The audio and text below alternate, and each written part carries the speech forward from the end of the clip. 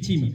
Donc c'est manifestement un prétexte, et donc on se trouve avec deux peuples qui subissent ces attaques impérialistes, le peuple iranien et le peuple libanais.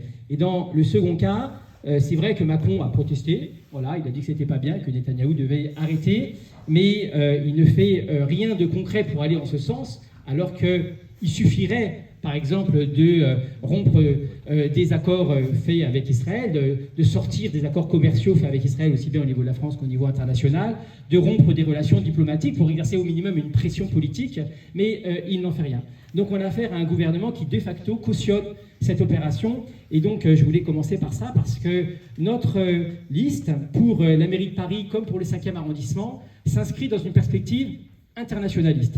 C'est extrêmement important de le dire. Certes, c'est une élection communale, mais ça ne veut pas dire qu'on oublie le reste du monde à l'occasion de cette élection.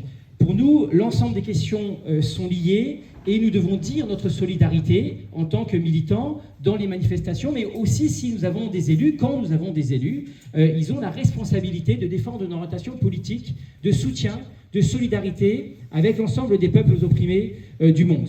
C'est le cas du peuple iranien, c'est le cas du peuple libanais, c'est le cas de beaucoup d'autres peuples.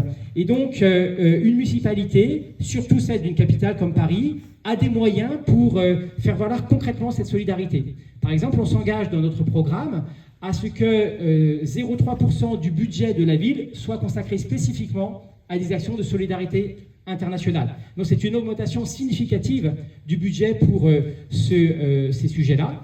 On propose de participer directement par un abonnement financier aux institutions internationales qui méritent d'être soutenues, comme les institutions liées à l'ONU pour l'UNICEF, pour les réfugiés, pour l'OMS, etc.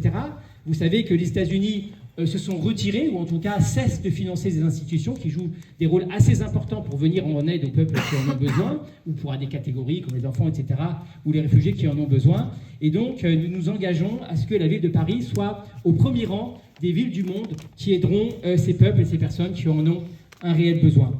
Nous nous engageons également à reprendre la vieille tradition du mouvement ouvrier qui consiste à jumeler les capitales dans lesquelles nous avons des responsabilités, les villes, les communes dans lesquelles nous avons des responsabilités, avec d'autres villes du monde. Soit des villes qui sont elles-mêmes martyrisées parce qu'elles sont dans les pays qui subissent ce genre d'assaut impérialiste, donc ce serait le cas dans les pays dont j'ai parlé, ce serait le cas à Cuba, ce serait le cas probablement au Venezuela, etc. Soit des villes qui défendent les mêmes valeurs que nous.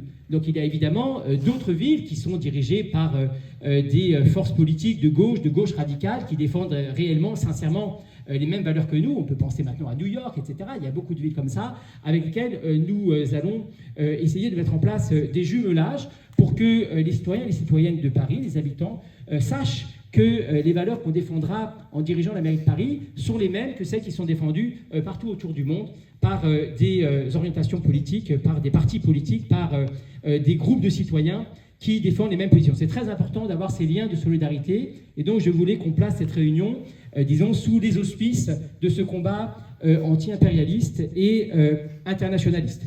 Voilà, c'était une brève introduction, et on va maintenant poursuivre avec des éléments de présentation du programme de Sophia Chikirou. Donc on a commencé la dernière fois, on poursuit ici avec quelques points, mais je le redis, c'est seulement une toute petite partie des points d'un programme très vaste où il y a 300 mesures. C'est un livre entier de 160 pages qui est en vente de nouveau pour le prix de 5 € sur la table. Vous pourrez vous le procurer à la sortie si vous avez le temps de le lire d'ici dimanche, qui est extrêmement riche, qui a été très travaillé dans le moindre détail, à la fois les orientations générales et les points les plus précis, qui est financé. Donc on va faire quelques interventions pour présenter quelques-unes de ces grandes lignes, et je reprendrai ensuite la parole sur la question qui peut-être est une question qui vous intéresse, de la politique du Parti socialiste, et en particulier du second tour. Merci de votre attention.